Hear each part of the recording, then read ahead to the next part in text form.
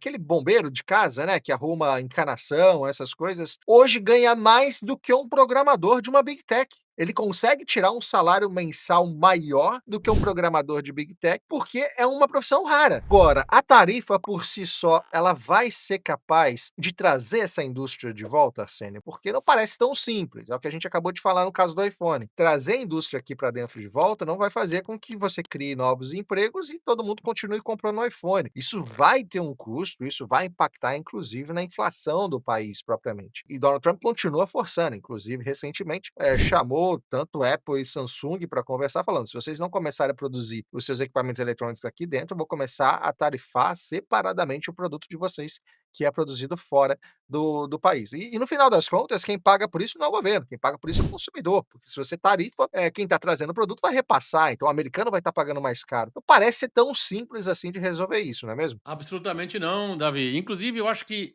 essa iniciativa do tarifácio, nós já falamos sobre o objetivo de ser parte de uma estratégia de arrecadação num certo momento, e também eu acho que seria insustentável os níveis de tarifa que na briga com a China, que chegou a 145%, é claro que fica insustentável. E o deal making, o estilo de fazer negócio do Trump, é justamente tentar trazer por algum nível que seja aceitável para as partes, mas que traga o objetivo que ele queria. Por exemplo, esses recuos pontuais que o Trump fez, tanto com relação à China e mais recentemente agora outra vez com a União Europeia, conseguiram fazer uma recuperação das bolsas, que ainda que seja por 90 dias, que as bolsas tinham despencado, porque realmente o tapete foi puxado. Então, quer dizer, ainda nós vamos viver com muita turbulência, Davi, mas uma coisa que eu acho que é muito interessante dizer é que enquanto essa turbulência continua e que as tarifas que não existiam já estão existindo, ainda que sejam os níveis mais baixos enquanto se negociam, mas as tarifas foram aumentadas.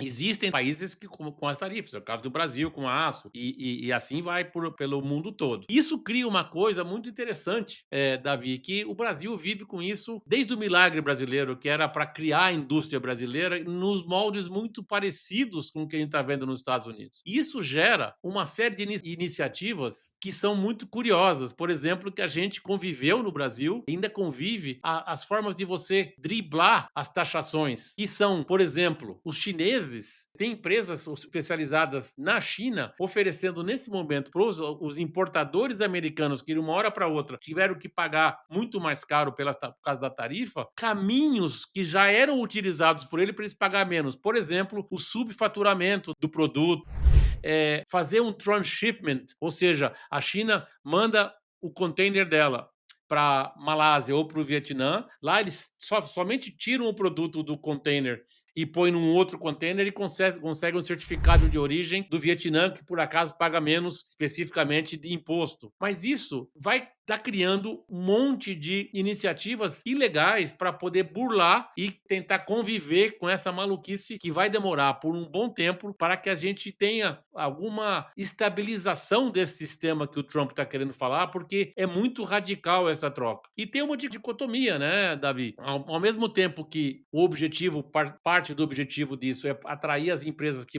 façam a manufatura nos Estados Unidos, você mencionou Apple, Samsung, mas tem muitas outras, né, siderúrgicas e montadora de carro, e etc., mesmo até com o NAFTA, com o México e o Canadá, para que venham fazer mais nos Estados Unidos, vai faltar mão de obra. Ainda que isso comece a ter um efeito parcial, de acordo com o que o Trump quer fazer, de uma reindustrialização nos Estados Unidos, isso é importante dizer, uma janela de oportunidade para muitos cidadãos de outros países virem preencher possíveis vagas que não estão disponíveis nos Estados Unidos, porque com toda a desindustrialização também foi a mão de obra. Então, quer dizer, em várias áreas, inclusive de tecnologia, na parte fabril, na parte industrial, na parte agrícola, vai ter muitas oportunidades para pessoas e cidadãos de outros países do mundo inteiro, é claro, do Brasil também, que queiram considerar levar o seu conhecimento para imigrar para os Estados Unidos. Acho que isso é muito interessante a gente falar sobre isso, o Davi. Exatamente, Arsênio. E a gente está falando que já está faltando mão de obra qualificada, né? Recentemente, a própria Apple não conseguiu, por exemplo, preencher vagas para engenheiros. O próprio Tim Cook, presidente da companhia, falou num podcast, numa entrevista, a dificuldade que a empresa tem hoje dentro dos Estados Unidos de conseguir profissionais com qualificação para poder atuar em algumas vagas. Mercado, por exemplo, de saúde é um dos que mais sofre com isso, tem uma carência gigantesca atualmente de profissionais e projetada, falando aí de quase 1 milhão de profissionais nos próximos 10 anos que vão ser necessários e que provavelmente não conseguirão ser formados dentro dos Estados Unidos nesse mesmo período. Então já existe hoje uma carência de mão de obra qualificada muito grande. Não é à toa que vários vistos específicos são utilizados por essas empresas para isso, né? A própria indústria de tecnologia utiliza muito o visto H-1B, que é um visto de trabalho temporário aqui nos Estados Unidos para esses engenheiros e para profissionais de tecnologia, e várias outras companhias de outras áreas, farmacêutica, pesquisa, utilizam vistos similares para que possam trazer profissionais de outros lugares para atuar aqui nos Estados Unidos. Fato é que mão de obra qualificada vai faltar bastante. E não só isso, como o próprio Trump anunciou agora que aquele valor de 3 bilhões de dólares, que ele já aumentou para 5, não sei exatamente se são 3, são 5, segundo ele, já subiu para 5 bilhões, que eram repassados anualmente para Harvard, que era investido em pesquisas e tudo mais, que ele vai agora redirecionar isso para escolas técnicas em todo o país, ou seja, justamente para formar mão de obra técnica para trabalhar nessas indústrias. Bom,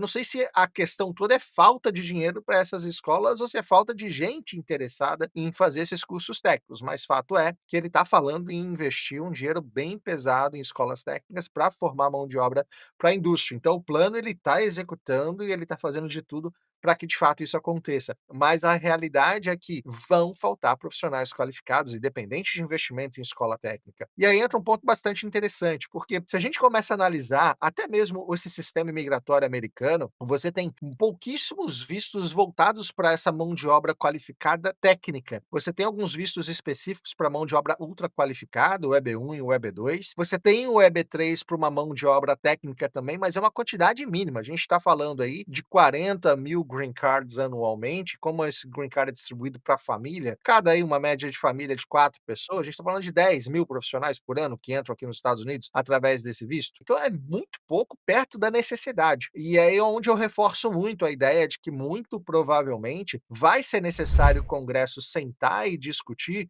a possibilidade de um incremento nesses vistos, ou até mesmo a criação de um visto temporário de trabalho, para que de fato os Estados Unidos possa ter mão de obra para ocupar essas vagas. Porque a pior coisa que pode acontecer é a indústria voltar para os Estados Unidos, não ter mão de obra qualificada e a que ter disponível ser muito cara, porque quando você tem ausência de mão de obra, ela fica muito cara, o que faz com que a produção daquele produto, que custa infinitamente menos na China, se torne praticamente insustentável aqui nos Estados Unidos. Então isso só é possível trazer a indústria de volta para cá se também houver importação de mão de obra. Só para se ter ideia, hoje tem um estudo recente, se eu não me engano, da The Economist, que mostra que na região de São Francisco e algumas regiões ali da Califórnia, um plumber, aquele bombeiro de casa, né, que arruma encanação, essas coisas, hoje ganha mais do que um programador de uma Big Tech. Ele consegue tirar um salário mensal maior do que um programador de Big Tech, porque é uma profissão rara. Então, quem está disposto a trabalhar cobra um valor absurdo. É a questão da escassez, né? Se você tem poucas pessoas oferecendo aquele serviço e muita gente demandando aquele serviço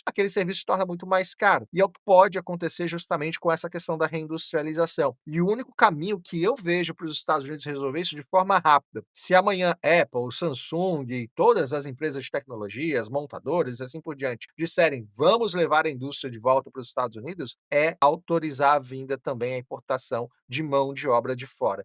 E isso só vai acontecer se houver aí um aumento de vistos, de possibilidades, de caminhos de entrada de forma legal para trabalhar aqui nos Estados Unidos. Então isso vai ser uma discussão muito em breve que vai acontecer no Congresso. Agora, quem já está com um caminho pavimentado, quem já está buscando um visto, quem já está se preparando para vir para os Estados Unidos, esse sim vai ter aí um mundo de oportunidades nos próximos anos. Isso não há dúvidas, certeza de que trabalho já não falta hoje e não vai faltar nos próximos anos. Essa, de fato, é uma realidade.